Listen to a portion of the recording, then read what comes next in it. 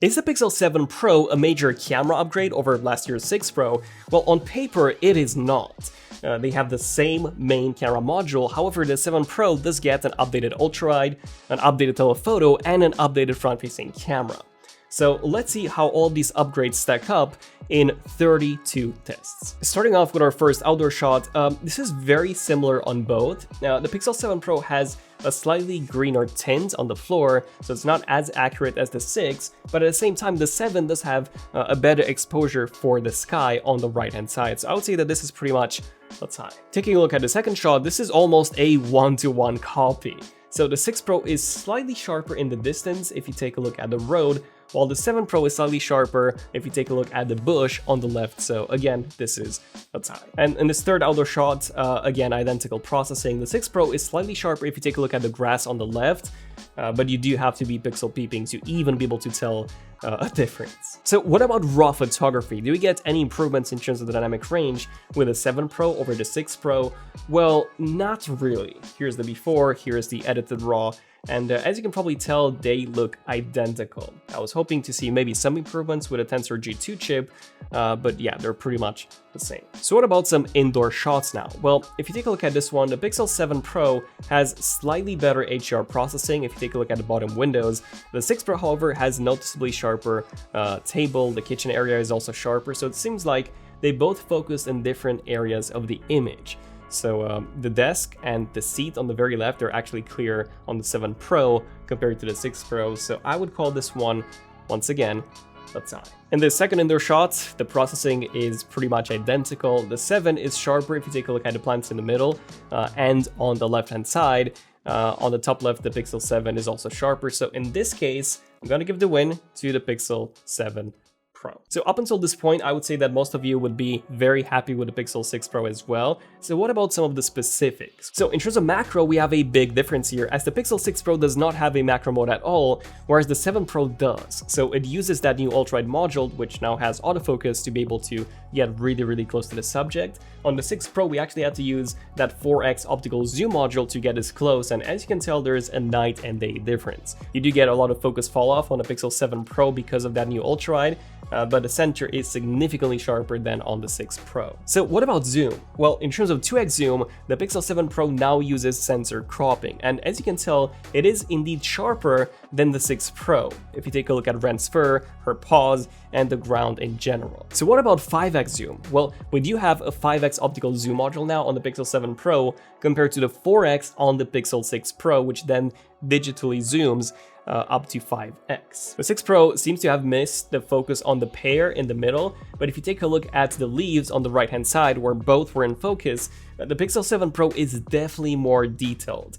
Not by a major amount, but definitely noticeable. Now, in terms of 10x zoom, this is very similar on both. The 6 Pro does have sharper text, and this is because it sharpened in post more than the 7 Pro, which it didn't really have to, with that 5x zoom, and the Pixel 7 Pro looks more natural, as you can probably tell. We also have more detail on the steel beams on the 7 Pro, but I still think that the 6 Pro did a very good job here considering. Now, when it comes to the Ultright, we do have a major upgrade here. The main one, I would say, is in terms of the field of view. So we have 0.5x on the 7 Pro compared to 0.7 on the 6 Pro. So as you can tell, the 7 Pro is noticeably wider. Not only that, but it is also noticeably sharper. So if you take a look at the bush on the right-hand side, the bush on the left-hand side, the road, that's also sharper, and we also have less noise in general on the 7 Pro, so the Ultright is a major upgrade over the 6 Pros. But taking a look at the second Ultright shot, once again, you can see the wider field of view on the 7 Pro, and the 7 Pro is also noticeably sharper than the 6 Pro. If you take a look at the grass,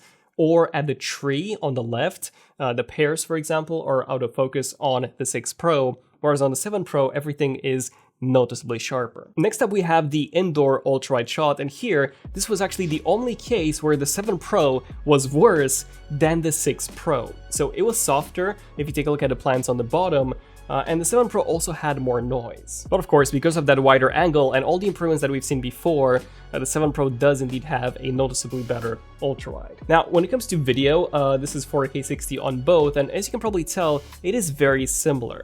However, the 7 Pro does have a much more aggressive HDR processing, So once the sun gets into the frame, it tries to expose it properly, so it darkens the foreground heavily to get the sun properly exposed, whereas the 6 Pro doesn't actually do that, so it blows the sun a bit more, but then the grass is way brighter, way more vibrant, and way more visible. The 6 Pro is also more contrasty, so the ground actually looks black compared to brown on the 7 Pro. So yeah, the 7 Pro does have more natural colors, and we also have less noise on the 7 Pro, so I would say video overall is improved indeed on the 7 Pro. In a few different ways. Now, in terms of Ultright video, this is a massive difference, mostly because of that increased field of view on the 7 Pro. So you can see how much wider it is. Also, the 7 Pro is sharper as well. If you take a look at the trees, the shadow detail is also better on the 7 Pro. So yeah, Ultright video is much better on the 7 Pro compared to the 6 Pro. Now, when it comes to action mode, they both have this, and interesting enough, it was really zoomed in on the 6 Pro. And despite it being so zoomed in, it was actually less stable than the 7 Pro. So if you take a look at how it was tracking Ren, the 7 Pro kept Ren more in the center of the frame and just more stable. And just the resolution, it was 1080p 30 on both. Oh, and for some reason, the 6 Pro actually dropped a few frames towards the end, which did not happen with the 7 Pro. Now, the 7 Pro does introduce cinematic video, which doesn't look good. So we don't have this on the 6 Pro, so we're just shooting in normal. And yeah, you can see how much softer it is. This is just 1080p 24 frames per second. So yeah, the frame rate isn't good either. And I don't know, it just looks soft. Background separation isn't great. And personally, I just wouldn't use cinematic video at all. Now, when it comes to portrait mode, unfortunately, this is just as bad as it used to be on the 6 Pro. So we don't really see any improvements. I was hoping for some major ones with the 7 Pro. Yeah, it is slightly sharper on the 7 Pro compared to the 6 Pro. But again, we don't really have any background separation. It is very, very slight. And the edge separation is not the best. So yeah, sadly, these phones just cannot compete with any modern phone when it comes to their portrait mode. So it applies to portrait mode person, yeah, still really, really bad. Slightly sharper on the 7 Pro, my coat is sharper, the camera that I'm holding is sharper. But yeah, it just needs a lot of improvements to be able to even come close to something like a Samsung, an Apple, or pretty much anything on the market right now. Next up, we have night mode, and we're gonna start off with an evening indoor shot, and here, we're actually getting some major improvements. So if you take a look at the boxes, if you zoom in, you can actually read the text on some of them, and the whole image is noticeably sharper. So yeah, great job Google. I'm happy to see that the new Tensor G2 chip is actually being put to good use here. Now, in terms of an actual night mode shot, I was hoping to see some improvements here, but to be honest, they look almost identical. If you zoom in on the right hand side, the Pixel 6 Pro actually appears to be a bit more detailed. When it comes to the second night mode shot, the Pixel 7 Pro is actually better in this one. So if you zoom in, you can actually see the individual tiles on the roof a bit better on the 7 Pro compared to the 6 Pro. Then the water is also clearer on the 7 Pro. And in this third night mode shot, you can see that the Pixel 7 Pro has clearer brickwork. The sky is also brighter, and if you zoom in on the top of that bridge, that is also sharper on the 7 Pro. So overall, night mode has actually been improved on the 7 Pro compared to the 6 Pro, but not massively. So what about using the optical zoom lens in low light with night mode? Well, here we have a major difference. The Pixel 7 Pro is significantly sharper, and we also get way more natural colors. So the thing is, the Pixel 6 Pro actually used the main module and then zoomed in digitally compared to the 7 Pro, which automatically used its 5x zoom lens, reason why we got such a great result. And then we also tested 10x zoom with night mode, and here, interesting enough, the Pixel 6 Pro was actually sharper. But that was because it applied a lot of sharpening in post, whereas the Pixel 7 Pro didn't actually need that. The 6 Pro also had way more noise, whereas the 7 Pro was sort of like a noise-reduced version of the 6 Pro's image. We also tested the Ultright module with night mode, and this one was noticeably better on the 7 Pro. So take a look at the sharpness. We have way more detail in the water, also way more detail when it comes to the buildings. So yeah, this is a massive upgrade on the Pixel 7 Pro. We also tested night mode portrait, and unfortunately we didn't really see any major improvements. The only ones being the background blur being nicer on the 6 Pro, while the sweater being a bit sharper on the 7 Pro. So what about night video? Well, this is significantly better on the 7 Pro, so take a look at the amount of noise. It is almost gone on the Pixel 7 Pro. You can still see it, but it's significantly reduced over the Pixel 6 Pro. This is thanks to that Tensor G2 chip, which is able to reduce a lot of that noise compared to the Tensor 1. So we get a much better and a much cleaner image.